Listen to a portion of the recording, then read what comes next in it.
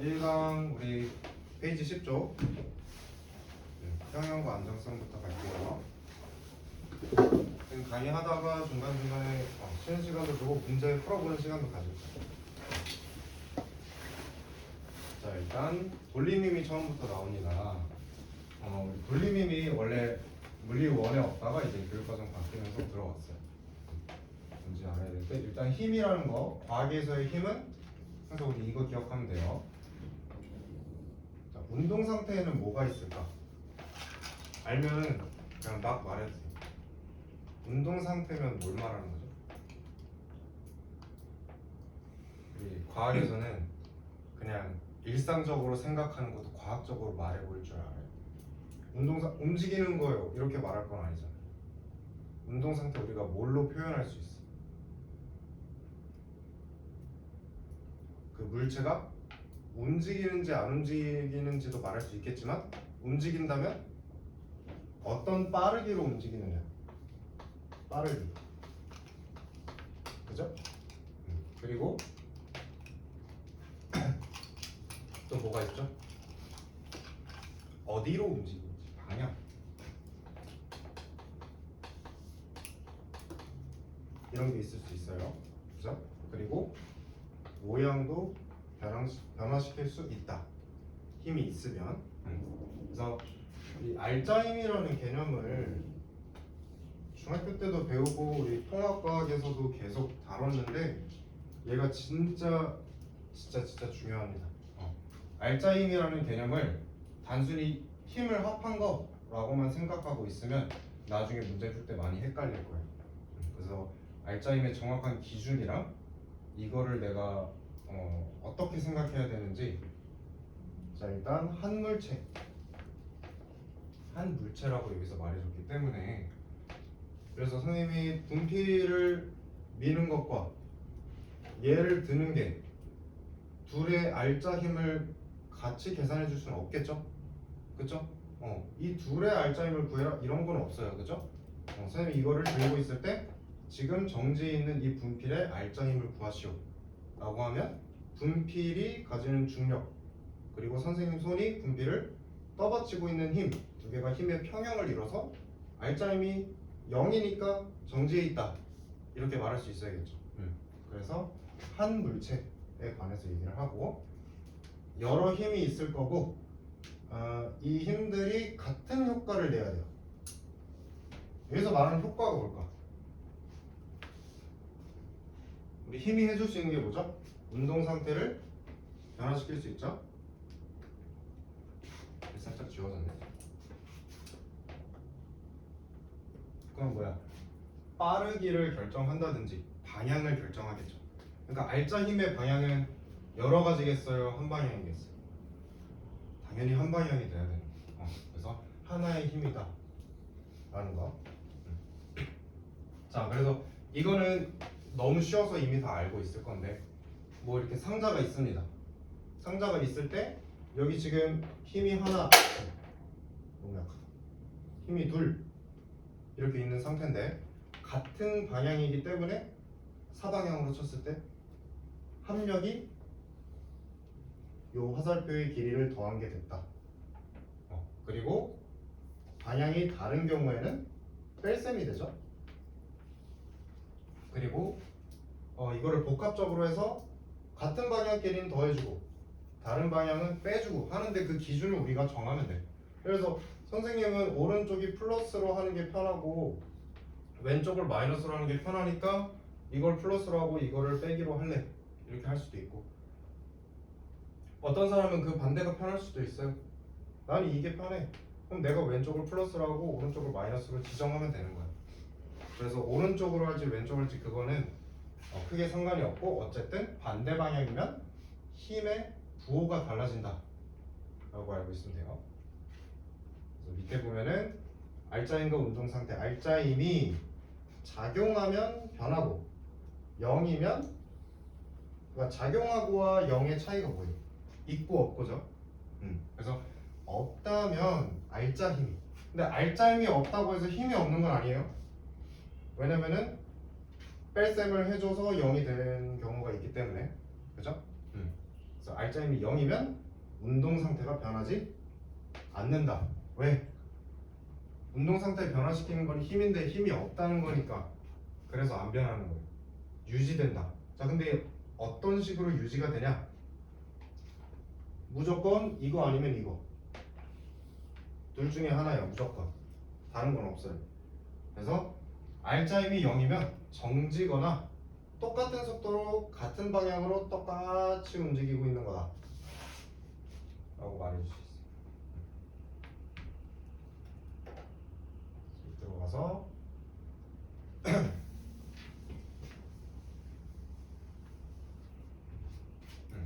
자, 여기가 좀 스킵 되는데 요거는 뭐냐면 뭐 같은 방향으로 R자임이 작용할 때는 속력이 빨라지고 반대 방향으로 힘이 작용할 땐 속력이 늘어진다. 이거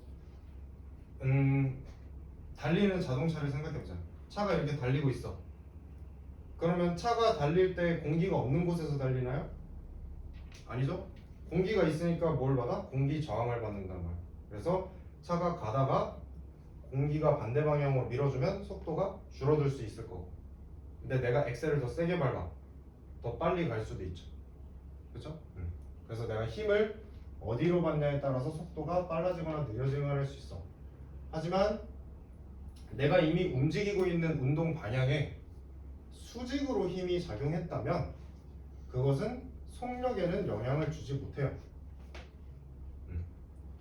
물론 수직 방향으로 속력이 생기겠지만 내가 원래 움직이던 운동 방향과는 상관이 없는 거야. 내가 오른쪽으로 가고 있었으면 위로 민다고 해서 오른쪽 방향의 속력이 바뀌진 않아요. 그죠? 그 방향만 변한다 라는 거. 그다음에 이제 돌림 힘 본격적으로 볼게요. 자, 돌림 힘은 진짜 말 그대로 쉬워. 돌리는 힘이에요. 근데 얘가 신기한 게 뭐냐면 여기 그 왼쪽 날개 밑에 보세요. 돌림 힘과 일의 단위가 수학적으로 보면은 같아요. 하지만 의미적으로 다르다. 왜? 일은 일이야. 그래서 우리가 에너지나 일은 줄로 쓰죠, 단위를. 근데 이 줄이라는 것 자체가 뉴턴 곱하기 미터인데 돌림 힘은 힘에다가 거리를 곱하기 때문에 똑같이 뉴턴 미터가 돼요. 하지만 그렇다고 해서 뭘 하면 안 된다? 이거를 줄로 바꿔서 쓰면 안 된다.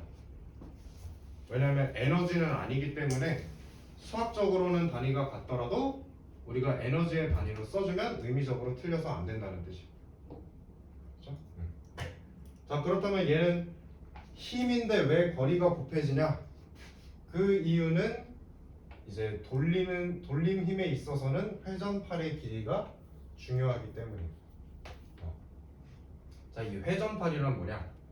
일단 회전을 한다는 건 예를 들어서 얘가 뭐 회전할 수 있겠죠? 근데 회전하는데 막 이렇게 돌아. 뭐 가만히 있지 않고 막 이렇게 돌아요. 그럼 회전축이 있는 거예요? 없죠. 정해진 회전축이 없는 그런 움직임 말고 회전축이 고정돼 있다 쳤을 때 돌아가는 걸 얘기하는 거죠. 그러니까 돌리는 운동에 있어서는 회전축이라는 기준이 있어야 돼요. 그래서 여기 회전축이 있죠.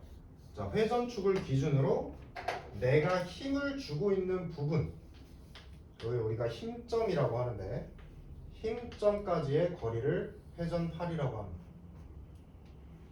이렇게. 자, 이게 왜 중요하냐면 힘점과 작용점을 구분할 수 있어야 되는데 뭐 예를 들어서 여기 문 있죠, 문 손잡이를 돌리기 위해 이걸 이렇게 길게 놔둔 이유는 이 긴 부분이 없다고 생각하면 얘를 이렇게 돌리면 되겠지만 손가락으로 눌러서 열 수 있어요? 이게 없으면 안 되겠죠.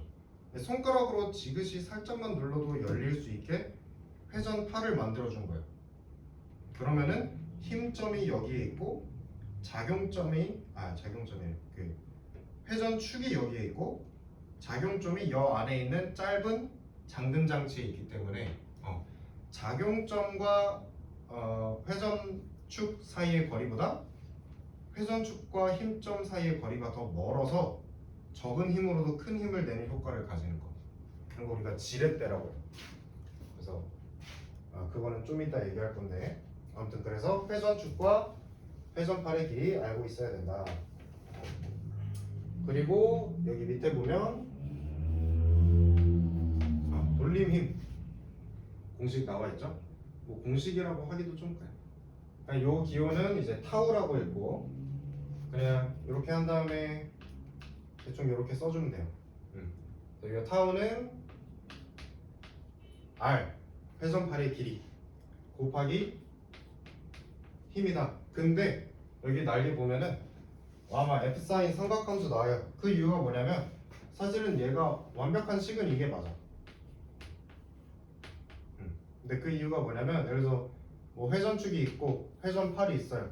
근데 얘가 내가 얘를 돌리고 싶은데 힘을 내가 무조건 수직으로만 주는 건 아니니. 내가 얘를 이렇게 당길 수도 있는 거예요. 그죠?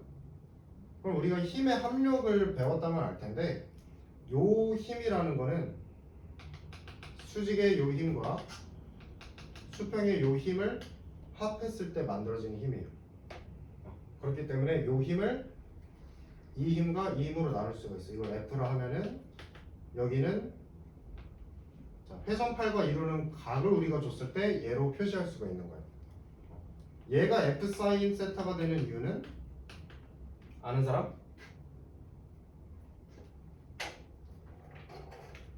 아는데도 얘기 안 하는 것 같아. 부끄러워서.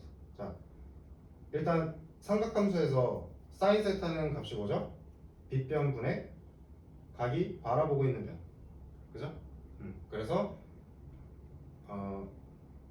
F분의 요거가 되잖아요. 그렇죠? F 사인 세타.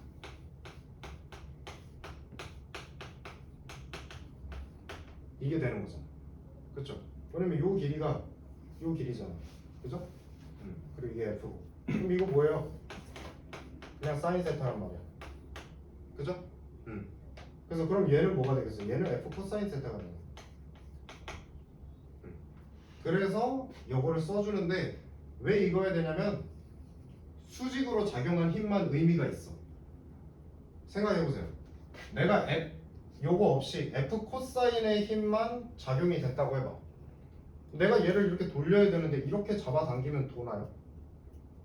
돌 리가 없죠. 수직 성분의 힘이 아예 0이기 때문에 돌림 힘이 작용 안 하는 거예요. 그래서 돌림 힘은 수직 성분의 힘만 효과가 있기 때문에 이렇게 되어야 돼요. 여기에 간단하게 사인 세타가 안 붙은 이유는 수직이라면 세타가 얼마? 90도. 하지만 사인 90도의 값이 1이기 때문에 생략이 될 수가 있는 거예요. 그렇죠? 그래서 어차피 여기 물리학에서는 90도만 나올 거예요. 삼각함수 안 쓸 거예요. 그래서 그냥 요 공식 알고 있으면 돼요. 회전팔의 길이에다가 작용된 힘을 곱하면 된다. 자, 그 다음 11조.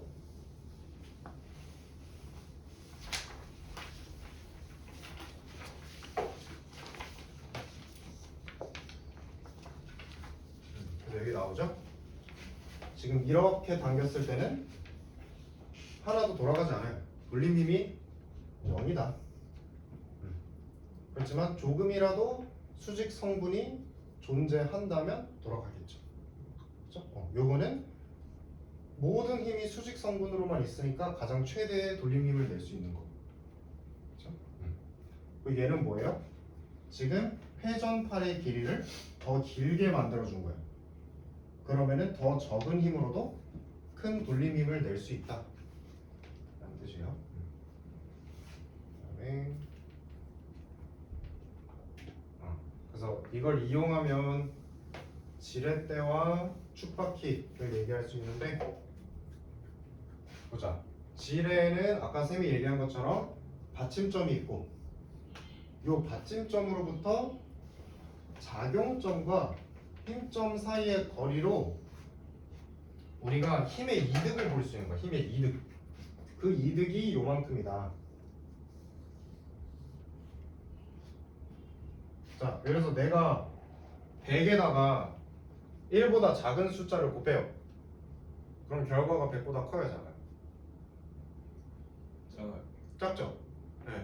그러니까 뭐야? 만약에 이 a분의 b라는 값이 1보다 작은 수야. 즉 a가 b보다 큰 수야. 그쵸? 그러면은 내가 주어야 할 힘이 필요한 힘보다 작아진다는 얘기. 이해돼요? 이해돼? 한 번만 더 해주시면. 자, 지금 팔의 길이가 예를 들어서 여기 지뢰가 A죠. 힘점으로부터 받침점까지 길이가 A고 받침점으로부터 작용점까지의 길이가 B인데 내가 이 물체를 들어 올리는데 그냥 들려면 얼만큼의 힘이 필요해? 이 물체를 그냥 들려면 손으로 물체의 무게만큼의 힘이 필요하죠. 그치? W만큼의 힘을 내가 줘야 돼. 이 W는 무게니까 힘이죠? W만큼의 힘을 원래는 줘야 되는데 지뢰를 이용하니까 A분의 B만큼의 효과를 봐서 이 F, 내가 줘야 되는 힘이 더 작아진다는 뜻이야. 예를 들어서 값을 대입해서 여기가 얘가 50N짜리였어. 근데 요 길이가 요 길이가 5cm고 요 길이가 1cm래. 그럼 어떻게 되는 거예요? 50N에다가 5분의 1 곱하는 거랑 마찬가지예요. 그죠? 그럼 내가 주어야 할 힘이 훨씬 줄어든다. 그 얘기하는 거예요. 쌤 근데 왜 A분의 B로 나오나요? 그거는 우리가 방금 앞에서 배운 걸 이용할 거예요. 자, 타워가 얼마랬지? R 곱하기 F. 그리고 이 타워가 돌림 힘이라 했어요. 그죠? 돌림 힘이라는 건 여기 돌림 힘의 방향을 보면 알겠지만 시계 방향과 반대 시계 방향, 시계 반대 방향만 있어요. 그래서 만약에 시계 방향의 돌림 힘과 시계 반대 방향의 돌림 힘이 같다면 얘가 기울어지지 않고 가만히 있겠죠? 그래서 돌림 힘을 비교하는 거예요. 어디를 기준으로? 받침점을 기준으로 이렇게 돌아가는 힘과 이렇게 돌아가는 힘을 비교하는 거예요. 자, 시계 방향으로 돌아가는 힘은 누구에 의해 생겨? W에 의해 생기겠죠. 근데 그 돌림 힘은 얼마다? 회전팔 B 곱하기 얘의 무게. 그러니까 뭐예요? BW가 되겠죠. 그렇죠? 시계 반대 방향은 회전팔의 길이 A 그리고 내가 주는 힘 F 곱하면 AF가 된다는 거.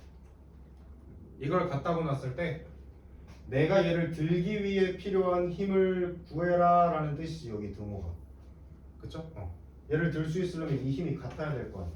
그래서 얘를 이항 정리했을 때 이렇게 나오잖아요. 그죠? 여기까지 이해 안 되는 사람 궁금한 거 있는 사람 없어요? 쌤 뭐라고 하지 않으니까 적극적으로 질문해도 되는지야? 자, 그 다음에 축바퀴는 사실 똑같아요.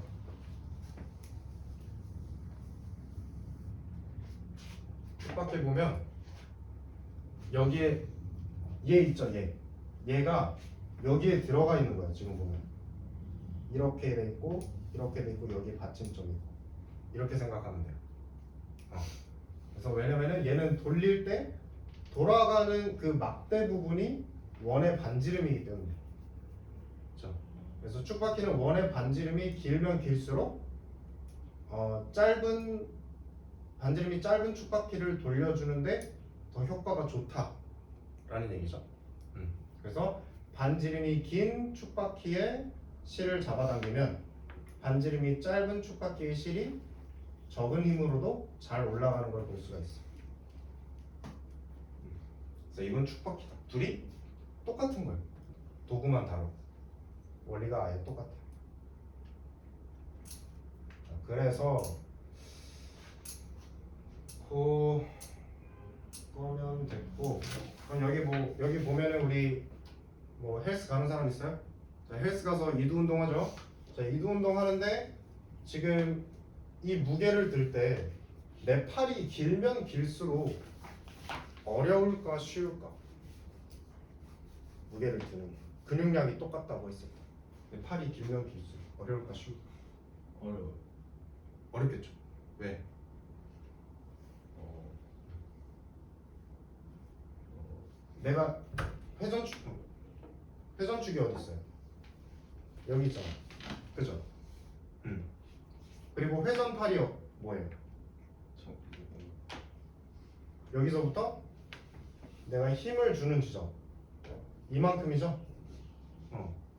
이 회전팔이 뭐 어때? 작용점까지 이어져 있는 길이보다 더 짧아. 그럼 A분의 B가 뭐야? 여기가 A고 여기가 B인데 A분의 B가 1보다 커지잖아. 그쵸? 그러니까 더 힘든 거예요. 팔이 길면 길수록.